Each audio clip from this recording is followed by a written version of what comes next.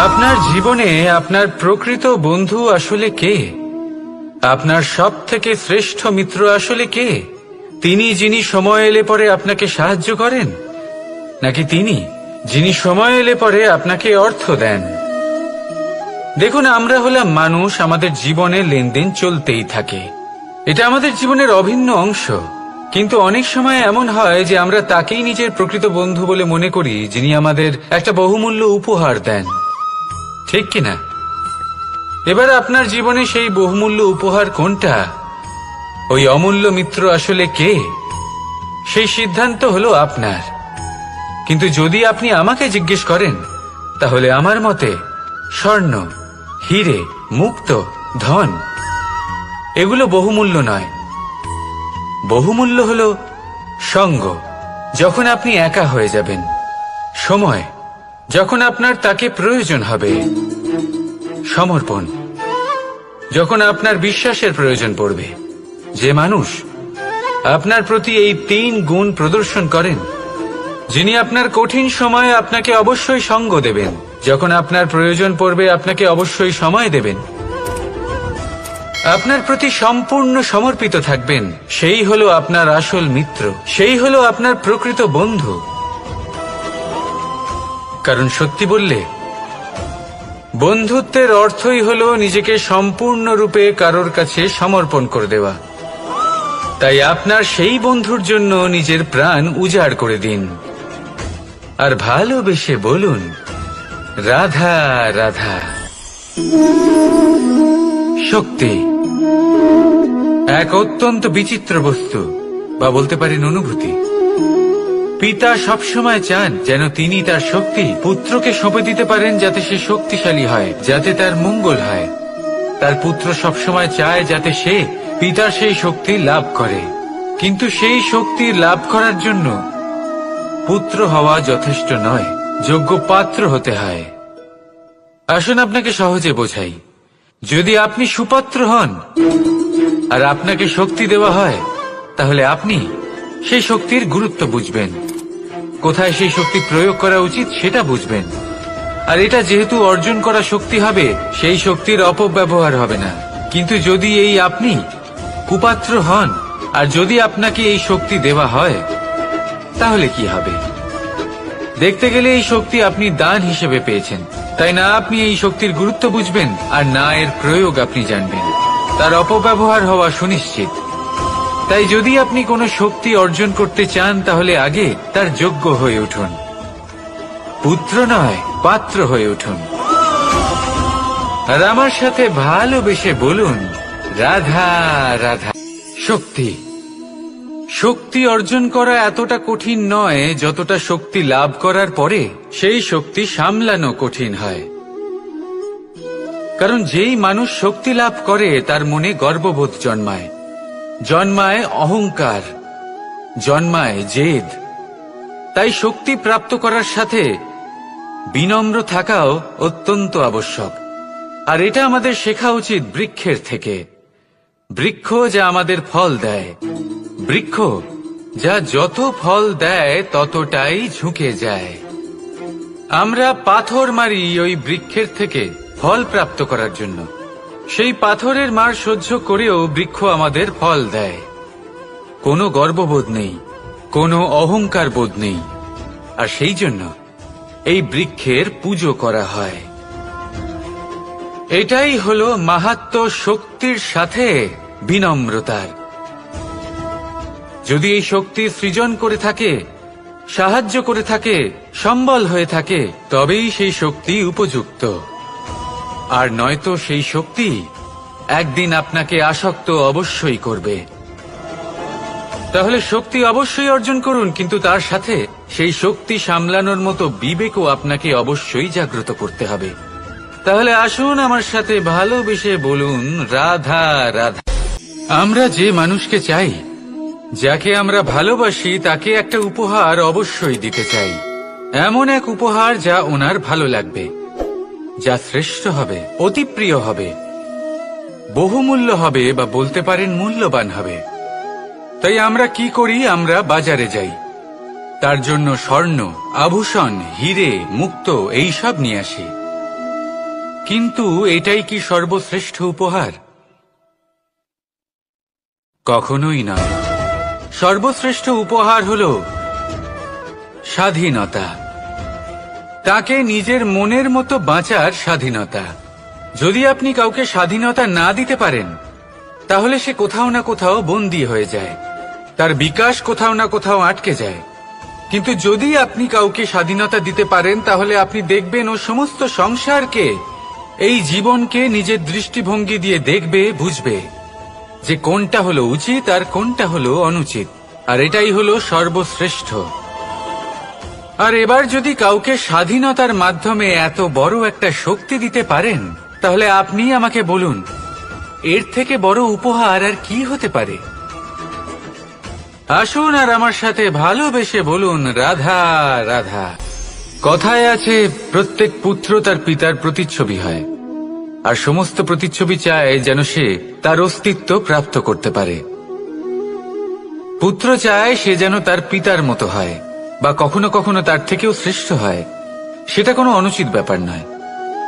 অনুচিত তখন হয় যখন পুত্র নিজের পিতার মতো হবার স্বপ্ন পূরণ করতে গিয়ে বা তার থেকেও শ্রেষ্ঠ হওয়ার স্বপ্ন পূরণে অনুচিত পথের আশ্রয় নেয়।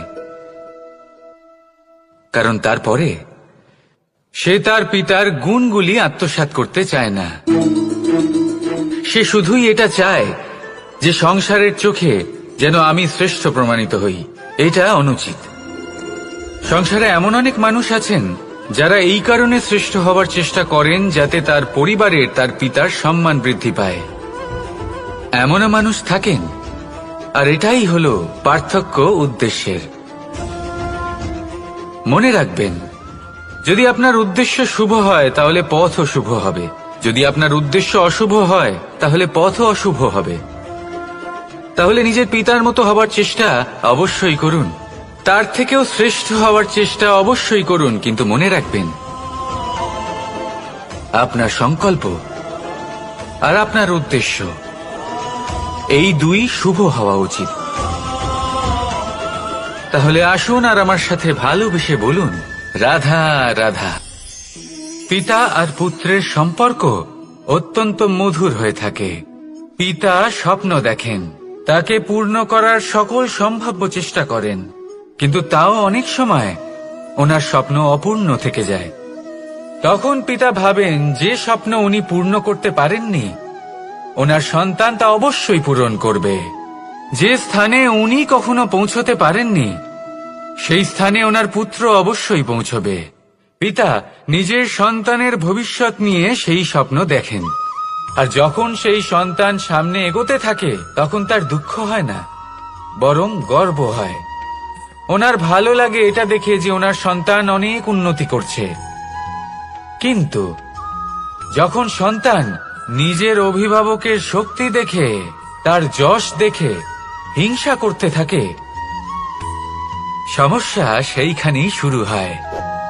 সেই জন্য সকল সন্তানকে এটা মনে রাখতে হবে, দেখুন, পুত্র হবার সুবাদে, এক সন্তান হবার সুবাদে এটা হলো আপনার অধিকার যে আপনি আপনার পিতার থেকে বেশি উন্নতি করবেন। আপনার পিতাও এটাই চান, কিন্তু সুস্থভাবে এটা করুন। একটা রেখা টেনে নিন যাতে আপনি তাতে এগোতে পারেন আর আপনার পিতার তাতে গর্ববোধ হয়, আর সেই বিষয়ে দুঃখ না হয় যে আমার সন্তান আমাকেই ছোট করার চেষ্টা করছে। ইতিহাস সাক্ষী রয়েছে, যে মানুষ অন্য কাউকে ছোট করার চেষ্টা করেছেন সেই মানুষই ছোট হয়ে গেছেন। আর আমার মনে হয় না আপনি এটা চান, কারণ কোনো একদিন আপনিও কারোর পিতা হবেন। আসুন আমার সাথে ভালোবেসে বলুন, রাধা রাধা। ভক্তি আর শক্তি, এই দুইয়ের মধ্যে সম্পর্ক অত্যন্ত সরল।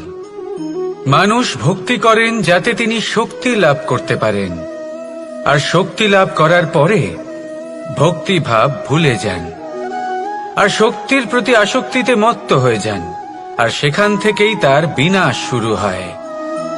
কেন? কারণ ভক্তির দ্বারা প্রাপ্ত শক্তি অন্য কারোর হিতের জন্য ব্যবহার করতে হয়, অন্য কারোর মঙ্গল করার জন্য ব্যবহার করতে হয়, কারোর বিনাশের জন্য নয়। এবার যদি আমি আপনাদের একটা উদাহরণ দিয়ে বোঝাই, তাহলে কোদাল দিয়ে আমরা মাটি কোপাতে পারি, একটা গর্ত খুঁড়তে পারি যাতে একটা নতুন বৃক্ষ জন্ম নিতে পারে, একটা বৃক্ষ যা অন্য জীবকে ফল প্রদান করবে, যাত্রীদের ছায়া প্রদান করবে। কিন্তু এই কোদালের ব্যবহার যদি আমরা অন্য কারোর ক্ষতি করার জন্য করি, তাহলে ক্ষতি শুধুমাত্র আমাদেরই হবে। তাই জীবনে যদি আপনি কোনো শক্তি লাভ করেন, হয়তো ভক্তির দ্বারা বা অন্য যেখান থেকেই হোক, তার সদ্ব্যবহার করতে শিখুন, নয়তো এই প্রাপ্ত শক্তি আপনার পতনের কারণ হয়ে দাঁড়াবে। তাহলে আসুন আমার সাথে ভালোবেসে বলুন, রাধা রাধা। কর্ম, ধর্ম আর কর্তব্য, এই তিনটি একে অপরের সাথে জড়িত। আর অনেক সময় এই তিনটি পালন করতে করতে আমাদের সেই ব্যক্তির সামনে গিয়ে দাঁড়াতে হয়, তার বিরুদ্ধেই যেতে হয় যাকে আমরা সব থেকে বেশি ভালোবাসি। কিন্তু সেইখানে এই যুদ্ধ কোনো ব্যক্তিগত যুদ্ধ থাকে না, এ হলো কর্ম, ধর্ম আর কর্তব্যের যুদ্ধ। এটা সরল নয়, অত্যন্ত কঠিন হয় তার সম্মুখীন হওয়া যাকে আমরা সব থেকে বেশি সম্মান করি। কিন্তু আমাদের তো আমাদের ধর্মের পথে চলতেই হবে, কারণ আমরা কর্মবদ্ধ, কর্তব্যবদ্ধ, আর এটাই করা উচিত। শুধু এটুকু মনে রাখবেন, যদি আপনার উদ্দেশ্য শুভ হয়, আপনার ভাবনা শুভ হয়, আপনি যদি কর্ম, ধর্ম আর কর্তব্যের পথে অগ্রসর হন, তাহলে এই প্রক্রিয়াতে যদি আপনাকে আপনার আরাধ্যেরও সামনে দাঁড়াতে হয়, তাহলেও আপনার কোনো ক্ষতি হবে না। তাহলে আসুন আর আমার সাথে ভালোবেসে বলুন, রাধা রাধা। সাথী, সাথী এই শব্দটির ব্যাখ্যা কে কিভাবে করে? মিত্র, সখা, বন্ধু। কিন্তু অর্থ একটাই, তিনি যিনি আপনার সঙ্গী হন আর তিনি যার সাথী আপনি হন। এবার সব থেকে বড় প্রশ্ন হলো এটাই যে তিনি কে হতে পারেন যাকে আপনি আপনার সাথী বলে মেনে নিতে পারেন, নিজের সখা, নিজের মিত্র, নিজের বন্ধু মেনে নিতে পারেন। আপনার সাথী হলেন তিনি যিনি দুঃখের সময় আপনার পাশে থাকবেন, আপনার হাত ধরে থাকবেন। আপনার সাথী হলেন তিনি যার হাত আপনি নিজের সুখের দিনে ধরে থাকবেন। সেই সাথীরই হাত ধরুন যিনি দুঃখে সবসময় আপনাকে সাহায্য করার জন্য তৎপর হয়ে থাকেন, আপনার পাশে থাকেন, আর যাকে সুখের দিনে আপনি আপনার সাথে রাখতে পারেন। আর যখন আপনার সাথে আপনার এই সাথী থাকবে, তখন আপনি এটা বুঝবেন যে যখন জীবনে দুঃখ আসে, তখন এই দুঃখ কমে যায়, সবার মধ্যে ভাগ হয়ে যায়। আর যদি তখন সুখ আসে, তাহলে সেটা সবার উপস্থিতিতে আরো বেড়ে যায়। এটাই হলো প্রেম, এটাই হলো ভালোবাসা, এটাই হলো সঙ্গ, যেমন সম্পর্ক আমার আর রাধার মাঝে। তাহলে আসুন আর আমার সাথে ভালোবেসে বলুন, রাধা রাধা। মানুষ জীবনে তিনটে কাজ অবশ্যই করে থাকে, কিছু দান করে, কিছু গ্রহণ করে, আর কিছু ত্যাগ করে দেয়। এটাও ভাবতে থাকে যে এটা করলে কিভাবে করবে। দেবার জন্য পর্যাপ্ত ধন নেই, নেবার জন্য সংসারে অত স্নেহ নেই, আর ত্যাগ করার জন্য জীবনে এত সুখই নেই, তাহলে কিভাবে করবে? আসলে আমরা বস্তুগত চাহিদা অর্জনে এত ব্যস্ত হয়ে পড়ি যে আমরা বুঝতেই পারি না যে কি নেবার আছে, কি দেবার আছে, আর কি ত্যাগ করার আছে। তাহলে আজ আমি আপনাকে বলেই দিই, মনে রাখবেন এই তিনটে গুরুত্বপূর্ণ গুণ, তিনটে গুরুত্বপূর্ণ কথা। দেবার জন্য আছে দান, নেবার মতো আছে জ্ঞান, আর ত্যাগ করার মতো আছে অহংকার। যখন আপনি দান করতে শিখে যাবেন, জ্ঞান অর্জন করার শক্তি আপনা থেকেই আপনার মধ্যে চলে আসবে। আর যখন এই জ্ঞান আপনার মধ্যে প্রবেশ করবে, অহংকার আপনা থেকেই আপনার থেকে দূরে চলে যাবে। যে ব্যক্তি এই তিনের মধ্যে ভারসাম্য বজায় রাখতে পারে, তার বর্তমান, ভূত, ভবিষ্যৎ, লোক, পরলোক সবকিছু শুধরে যায়। যেই দিন আপনি দান করতে শিখে যাবেন, জ্ঞান আহরণ করতে শিখে যাবেন, অভিমান ত্যাগ করতে শিখে যাবেন, আপনার সর্বশক্তিশালী সর্বশক্তিমান পরমেশ্বরেরও প্রয়োজন পড়বে না, কারণ তখন ঈশ্বর আপনার মধ্যেই বাস করবেন। তাহলে আসুন আর আমার সাথে ভালোবেসে বলুন, রাধা রাধা। প্রেম এই সংসারে এসেছিল এই সংসারকে প্রেমের শিক্ষা দেওয়ার জন্য, এই জীবনের সুখের অনুভূতি আসলে কি তা শেখানোর জন্য। কিন্তু যদি সত্যি কথা বলি, তো আমি নিজেই প্রতিদিন প্রেমের নতুন নতুন স্বরূপ দেখতে পাই, প্রেমের একটা নতুন অনুভূতি প্রত্যেক নতুন দিনে। আর তার কারণ হলো এই প্রেম অনন্ত, এ হলো দৈব। প্রেম হলো এই সংসারের সবথেকে বড় ঢাল এবং সবথেকে বড় অস্ত্র। এই প্রেম ছাড়া না কোনো ন্যায় হয় আর না কোনো শাস্ত্র, না জীবন আছে আর না অন্ত। এবার যদি এই প্রেম মনের মধ্যে বাস করতে শুরু করে, তাহলে কখনো কোনো সমস্যাই হবে না, আর যদি হয়েও থাকে তাহলে তা স্থায়ী হবে না। এই প্রেম কি না করতে পারে? এই প্রেম সমস্ত সমস্যা মিটিয়ে ফেলতে পারে, আপনার মনের মধ্যে অহংকারকেও বিনাশ করে দিতে পারে, আপনাকে সাক্ষাৎ ঈশ্বরের সাথে দেখা করাতে পারে। তাই প্রেমের দ্বারা প্রয়াস করতে থাকুন, এই সংসারের প্রত্যেক মানুষকে, প্রত্যেক বস্তুকে, প্রত্যেক জীব জন্তুকে ভালোবাসবেন। আর এই প্রেমের দ্বারাই বলুন, রাধা রাধা। বরদান অত্যন্ত বিচিত্র এক বিষয়, কিন্তু দেখতে গেলে এই বরদান কি না করতে পারে? এক দরিদ্রকে রাজা বানিয়ে দিতে পারে, একজন দুর্বলকে এই সংসারের সবথেকে শক্তিশালী ব্যক্তি বানিয়ে দিতে পারে। কিন্তু আমরা ভুলে যাই এক অত্যন্ত গুরুত্বপূর্ণ কথা, বরদান এই শব্দের শেষে দান লুকিয়ে রয়েছে। এই দান কথাটা অত্যন্ত গুরুত্বপূর্ণ। আমাদের মনে রাখা উচিত এই বরদান আমরা দানে পেয়েছি, আর তাই তার সম্মান করা উচিত, কখনোই অহংকার করা নয়। আর যে ব্যক্তি বরদান পেয়ে অহংকার করেন, তার যা ক্ষতি হয় তা হলো এই বরদান তার থেকে কেড়ে নেওয়া হয়। বর অর্থাৎ শ্রেষ্ঠ, অর্থাৎ বরদানের অর্থ হলো একটা শ্রেষ্ঠ দান, এবং তার ব্যবহার যদি আপনি কারোর ক্ষতি করার জন্য করেন, তাহলে ক্ষতি শুধুই আপনার হবে। তাহলে এই বরদানের সম্মান করুন, উচিত পথে চলুন, আর উচিত উদ্দেশ্য নিয়ে এর ব্যবহার করুন, সবকিছু ভালোই হবে। তাহলে আসুন আর আমার সাথে ভালোবেসে বলুন, রাধা রাধা। আজ আমি আপনাকে এমন এক গল্প শোনাবো যা আমার নন্দ বাবা আমাকে শুনিয়েছিলেন যখন আমি ছোট ছিলাম। কাহিনী একজন সাধু আর একজন বিছের। একবার এক সাধু নদীর পাড়ে স্নান করছিলেন। উনি দেখলেন যে জলের প্রবাহে একটা বিছে ভেসে যাচ্ছে। তার প্রাণ বাঁচানোর জন্য উনি তাকে তুলে নদীর পাড়ে রাখার চেষ্টা করলেন, কিন্তু যেই সেই বিছেকে উনি হাতে তুললেন, সেই বিছে ওনাকে কামড়ে দিল।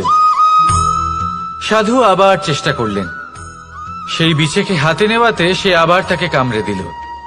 আরো একবার চেষ্টা করাতে ওনার শিষ্য ওনাকে জিজ্ঞেস করল, এ আপনি কি করছেন গুরুদেব? এসব কি হচ্ছে? আপনি তারই প্রাণ বাঁচানোর চেষ্টা করছেন যে আপনাকে কামড়ে দিচ্ছে। গুরুদেব উত্তর দিলেন যে ও বিছে হয়েই নিজের কর্ম করছে, নিজের প্রবৃত্তি, নিজের ব্যবহার বদলাচ্ছে না। তাহলে আমি সাধু হয়ে তা কেন বদলাবো? এর তাৎপর্য হলো সরল, যে সংসারে কিছু মানুষ আছেন যারা হয়তো খারাপ, দুষ্ট প্রকৃতির, আর হয়তো তারা কখনোই বদলাবেন না, কখনোই কোনো পরিবর্তন আসবে না। কিন্তু তার মানে এই নয় যে আমরা আমাদের কর্ম করা ছেড়ে দিই, আমরা আমাদের প্রচেষ্টা ছেড়ে দেব। আগে না, আমাদের তো করতেই হবে, কারণ ইতিহাস সাক্ষী আছে যে এই চেষ্টা এই সংসারের ধারাকেও বদলে দিতে পারে। তাহলে আপনিও আসুন আর আমার সাথে ভালোবেসে বলুন, রাধা রাধা। এই সংসারের অন্তের, এর বিনাশের প্রারম্ভ কিভাবে হয়? কোন যোগের মাধ্যমে, কোন ভয়ানক অসুরের আগমনে, নাকি প্রকৃতির রাগের কারণে? না, এই সংসারের বিনাশের প্রারম্ভ হয় আমি থেকে। এই আমি, এই তুমি, এটা আমি করেছি, ওটা তুমি করেছো, এটা আমার, ওটা তোমার, আদি ইত্যাদি। এই ভাব যখন মনে বাসা বেঁধে নেয়, সর্বপ্রথম ঘর ভাগ হয়, তারপর বসতি, তারপর প্রাণ, আর তারপর দেশ, আর সবার শেষে সমস্ত সংসার ভাগ হয়ে যায়। আর এই ভাগ হয়ে যাওয়া শেষে মনোমালিন্যে পরিণত হয়। এখন এমত অবস্থায় কি করা যেতে পারে? কিভাবে বাঁচা যায় এই পরিস্থিতির থেকে? কিভাবে দূরে থাকা যায় এই বিনাশের থেকে? উত্তর সেই একটাই, করুণা। একে অপরের দরকারগুলি বুঝুন, একে অপরের সমস্যাগুলি বুঝুন, একে অপরের দুঃখের সাথী হয়ে দাঁড়ান, একে অপরের সুখের ভাগীদার হন। আর শেষে যখন এই আমি আমরাতে পরিণত হবে, তখন এই বিনাশ নিজে থেকেই দূরে চলে যাবে। তাহলে আমরাতে বিশ্বাস করতে শিখুন, আর আমার সাথে ভালোবেসে বলুন, রাধা রাধা। এই মুদ্রা। এবারে ভাবুন, এটাই আমাদের জীবন, জীবনের সুখ আর দুঃখ। এই মুদ্রার, এই জীবনের দুটি দিক। কিন্তু যখনই আমরা ঈশ্বরের কাছে প্রার্থনা করি, তখনই আমরা সুখ চাই, আর সেই সুখ আসেও। আর যখনই সেই সুখ আসে, তখন ব্যক্তি সর্বপ্রথম তাকে ভুলে যায় যে দুঃখের সময় ওনার সাথে ছিলেন। আর এমত অবস্থায় উনি সাহায্য করেন না, উনি করেন উপকার। আর এই উপকারের বদলে মানুষের থেকে উনি নিজের জন্য শ্রদ্ধা চান। আর সেই শ্রদ্ধা, সেই চাহিদার কারণে উনি নিজেকে অন্যদের থেকে শ্রেষ্ঠ, অন্যদের থেকে ভিন্ন মনে করতে বিবশ হয়ে যান। আর আলাদা হবার কারণে তার মধ্যে জেগে ওঠে অহংকার। আর সেটাই হয় তার পতনের কারণ। এবার এতে কি করা যেতে পারে? কি চাওয়া যেতে পারে ঈশ্বরের কাছে? এই প্রশ্ন অবশ্যই মনে আসে। ঈশ্বরের কাছে চান সুখ, শুধুমাত্র ততটাই যাতে অহংকার না আসে, আর দুঃখ ততটাই যাতে শ্রদ্ধা না চলে যায়। রাধা রাধা। এই সংসারে এমন কিছুই নেই যা সব সময় একই থাকবে। যা কিছু নির্মাণ হয়েছে তা একদিন অবশ্যই ভেঙে পড়বে। কিন্তু এই ভেঙে যাওয়ার বিশ্লেষণ আপনি কিভাবে করবেন তা আপনার উপরে নির্ভর করছে। ওই আকাশের দিকে তাকান, ওই মেঘ, ওটাও ভেঙে পড়ে, কিন্তু নিজে ভেঙে পড়ার সাথে বর্ষাকে তৈরি করে যায়। মাটির ডেলা অবশ্যই ভেঙে পড়ে, কিন্তু ব্যবহারযোগ্য মাটির রূপ নিয়ে। এই ধরিত্রীর বুকে কোনো এক বীজ যখন ভেঙে পড়ে, তখন ধরিত্রীর উপর এক বিশাল আকারের বৃক্ষ নির্মাণ করে। যদি জীবনে কিছু ভেঙে পড়ে, তাহলে নিরাশ হয়ে পড়বেন না, নিজের সাহস হারাবেন না। ধনাত্মক দৃষ্টিভঙ্গি দিয়ে দেখতে চেষ্টা করুন। মনে করুন, নিয়তি নিশ্চয়ই আপনার জন্য আরো ভালো কিছু ভেবে রেখেছে, যা ভবিষ্যতে আপনার প্রতীক্ষা করছে। ধনাত্মক চিন্তা ভাবনা করতে থাকুন, তারপর দেখবেন শ্রেষ্ঠ রচনা নিজেই তৈরি হবে। রাধা রাধা। চলতে থাকা, থেমে যাওয়া, বিশ্রাম নেওয়া, তারপর দম নিয়ে পুনরায় দাঁড়িয়ে পড়া, আর তারপর আবার সেই পথ চলা। এটা জীবনের অভিন্ন এক অঙ্গ, এটার থেকে আপনি পালাতে পারবেন না। কিন্তু এই অঙ্গকে আপনি নিজের জীবনে কিভাবে প্রয়োগ করবেন, কিভাবে তাকে কাজে লাগাবেন, সেই সিদ্ধান্ত আপনাকে নিতে হবে। যারা হেরে যান তারাও জীবনে থমকে যান, আবার যারা জেতেন তারাও দাঁড়িয়ে পড়েন। যারা হেরে যান তারা হাঁপিয়ে দাঁড়িয়ে পড়েন, যারা জিতে যান তারা দাঁড়িয়ে পড়েন সেই সর্বোচ্চ স্তরে পৌঁছে গিয়ে। এবার দাঁড়াতে তো আপনাকে হবেই, তা হতেই হবে। কিন্তু কখন কিভাবে দাঁড়াবেন, ক্লান্ত হয়ে নাকি সর্বোচ্চ স্তরে পৌঁছে গিয়ে, সেই সিদ্ধান্ত আপনার। অবশ্যই দাঁড়িয়ে পড়ুন, কিন্তু ক্লান্ত হয়ে নয়, কারণ আপনাকে পুনরায় দাঁড়িয়ে পড়তে হবে, পুনরায় যাত্রাপথে এগোতে হবে এবং সর্বোচ্চ স্তরে পৌঁছতেই হবে। রাধা রাধা। স্বপ্ন, আমরা জীবনে স্বপ্ন দেখতে থাকি, সেটা পূরণ করার পূর্ণ প্রয়াস করে থাকি। কিন্তু এই স্বপ্ন পূরণ না হওয়ার পরিস্থিতিতে আমরা ভেঙে পড়ি, ছিন্ন বিচ্ছিন্ন হই।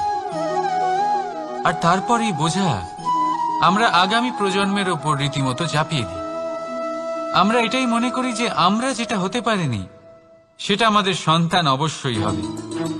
আমরা যা কখনো পাইনি আমাদের সন্তান অবশ্যই তা পাবে।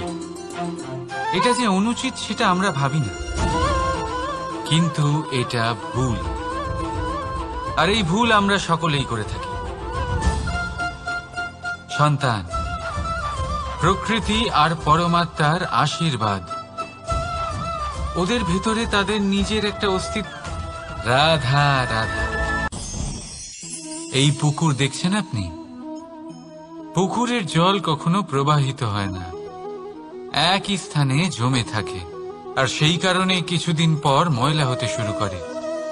কিন্তু তাও আমরা একে ত্যাগ করি না, আমরা তবুও একে পুজো করি। শুধুমাত্র এই কারণে নয় যে অতীতে সে আমাদের তৃষ্ণা মিটিয়েছে, কিন্তু এই কারণেও যে যদিও বা সে ভবিষ্যতে আমাদের তৃষ্ণা না মেটায়, কিন্তু প্রয়োজন হলে আগুন অবশ্যই নেভাতে পারে। ঠিক সেই রকমই হয় আমাদের সম্পর্ক, সম্পর্ক যা আমরা বহু বছর পরিশ্রম করে তৈরি করি, যে দরকার পড়লে আমাদের সহায়ক হয় কোনো না কোনোভাবে। সেই জন্য সম্মান করতে শিখুন এই সম্পর্কগুলিকে, শিখুন এই সম্পর্কগুলিকে অটুট রাখতে। কথায় কথায় এই সম্পর্কগুলিকে ভেঙে দিতে শিখবেন না। রাধা রাধা। বিষ, এই শব্দটা শুনলেই মনে অনেক কল্পনা জন্ম নেয়। কল্পনা অসহ্যকর তিক্ততা, কল্পনা অত্যন্ত বেদনাদায়ক মৃত্যু। এবার যদি আপনাকে জিজ্ঞেস করা হয় যে সবচেয়ে বিষাক্ত বিষ কোনটা, তাহলে আপনি কি বলবেন? কেউ বলবে সর্পের বিষ, কেউ বলবে কাঁকড়া বিছের, কেউ বলবে কালকিউটের বিষ। কিন্তু না, এই সমস্ত রকম বিষ সেই বিষের সামনে টিকতে পারবে না যাকে আমরা বলে থাকি কানের মধ্যে ঢালা বিষ। শুনতে অত্যন্ত মিষ্টি, কিন্তু তিক্ততায় অত্যন্ত বিষাক্ত। পেটের মধ্যে যাওয়া এই বিষ শুধুমাত্র একটি মানুষের মৃত্যুর কারণ হয়, কেবল একটি। কিন্তু কানের মধ্যে ঢালা এই বিষ একাধিক সম্পর্কের নাশ করতে পারে। আর এটাতে সেই ব্যক্তির ভুল নেই যে আপনার কানে বিষ ভরেছে, আপনি তাকে দোষ দিতে পারেন না। এখানে দোষ আপনার নিজের, যে এই বিষকে আপনি নিজের উপরে প্রভাব ফেলতে দিয়েছেন, এই বিষকে সুযোগ দিয়েছেন আপনার ক্ষতি করতে। এটা আপনার ভুল। সেই জন্য কুমন্ত্রণায় কখনো কান দেবেন না। আপনার মনে ভালোবাসার দৃঢ়তা জাগিয়ে তুলুন আর নষ্ট করে দিন এই সংসারের সমস্ত বিষের প্রভাবকে। রাধা রাধা। জীবন, আমাদের এই জীবন সুখ আর দুঃখ, এই দুইয়ের মিশ্রণ। এদের সংমিশ্রণই জীবনের ভারসাম্য বজায় রাখে। এখন এই সুখ, সুখ এমন এক বস্তু যাকে সবাই খুঁজে চলেছে। দুঃখ এমন এক অনুভূতি যা সবার কাছে আছে। আমাদের প্রত্যেকের জীবনে সুখ আর দুঃখ আসতে থাকবে আর যেতেও থাকবে, এটা অবশ্যই জীবনে থাকবে। কিন্তু সফলতা, এটা সবার জীবনে আসে না।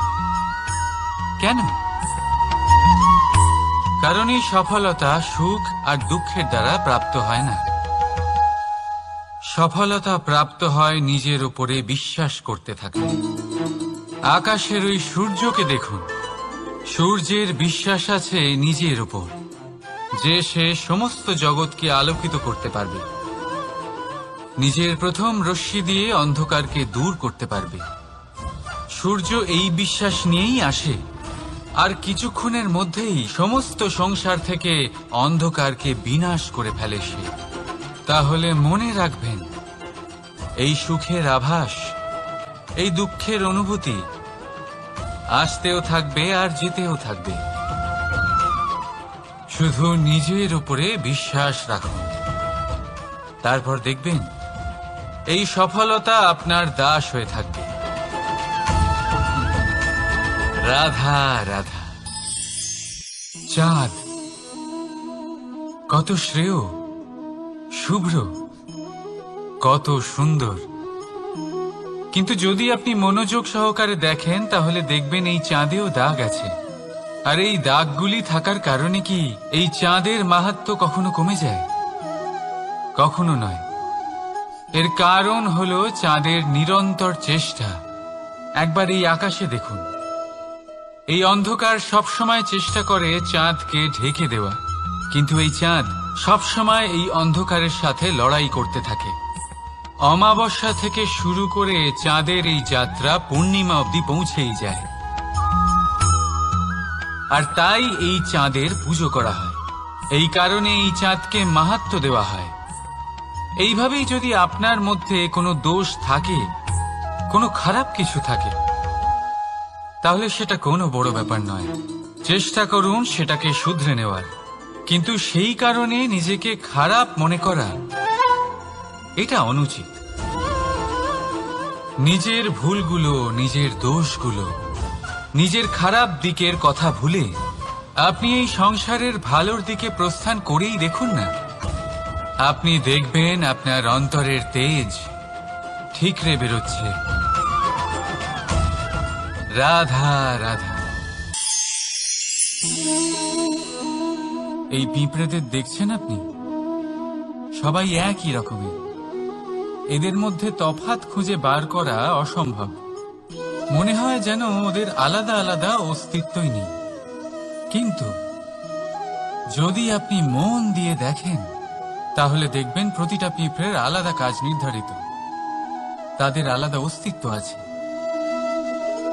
কেউ বাড়ি বানানোর জন্য মাটি সংগ্রহ করতে পটু, কেউ ঢিপি বানাতে পটু, কেউ খাবার খোঁজায় পটু, আবার কেউ সেই খাবার আনায় পটু। ঠিক সেরকমই হয় মানুষেরা।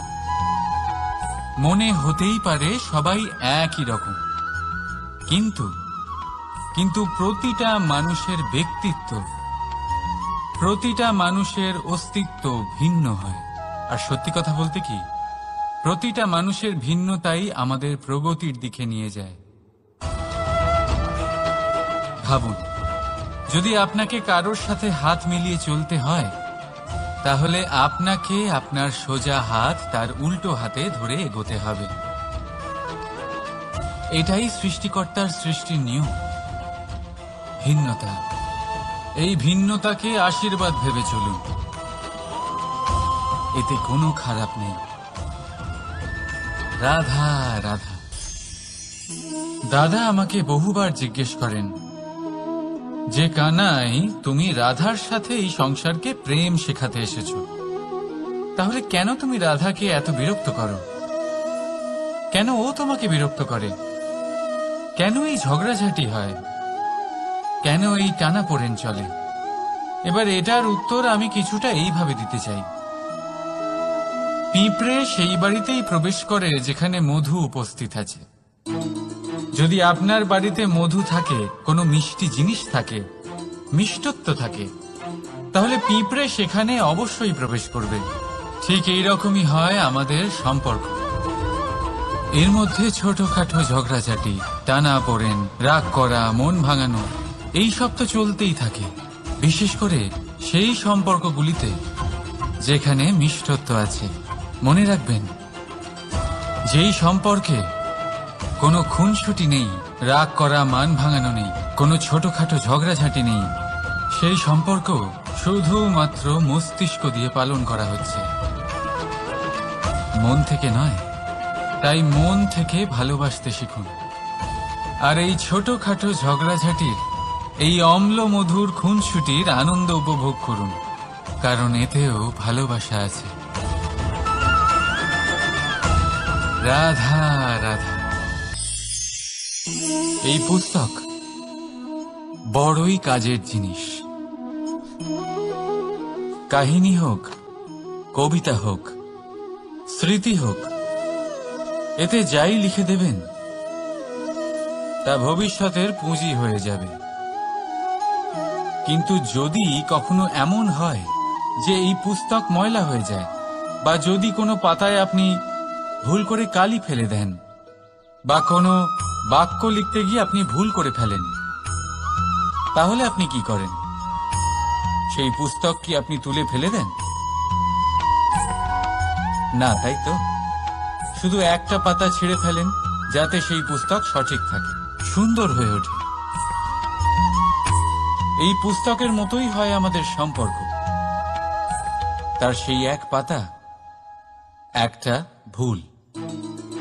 তাই যে কোনো সম্পর্কে যদি কারোর কোনো ভুল হয়ে গিয়ে থাকে, তাহলে সেই ভুলকে সম্পর্ক থেকে দূরে করা সঠিক হবে। সেই ভুলকে ভুলে যাওয়াই সঠিক হবে। সেই সম্পর্ক ভাঙা নয়, সেই সম্পর্ক সামলে রাখুন। কারণ ভুল তো সবার দ্বারা হয়। যদি এরকম করেন, তবেই জীবনরূপী পুস্তক আরো সুন্দর হয়ে উঠবে। একে অপরকে ক্ষমা করতে শিখুন। একে অপরের ভুলকে ভুলে যেতে শিখুন। তারপর দেখবেন এই জীবনে আরো আনন্দ আসবে, আর এই সম্পর্ক নিঃশ্বাস নিতে থাকবে। রাধা রাধা।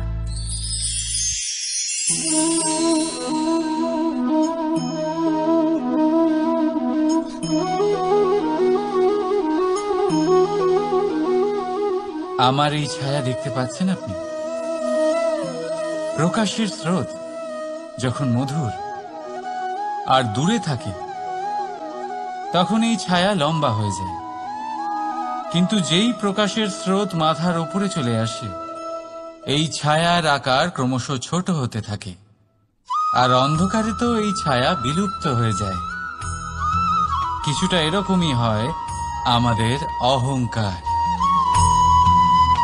সুখের আগমন হলে, বৈভবের উপলব্ধিতে এটা বাড়তে থাকে। কিন্তু যেই সংকটের তাপ বেড়ে ওঠে, অহংকার ছোট হতে থাকে। আর যখন সংকটের এই অন্ধকার আমাদের চারিদিক থেকে ঘিরে ধরে, তখন এই অহংকার আমাদের ছায়ার মতোই বিলুপ্ত হয়ে যায়। তাই সেই কারণে কেউ নয়, এই আত্মসম্মান নয়,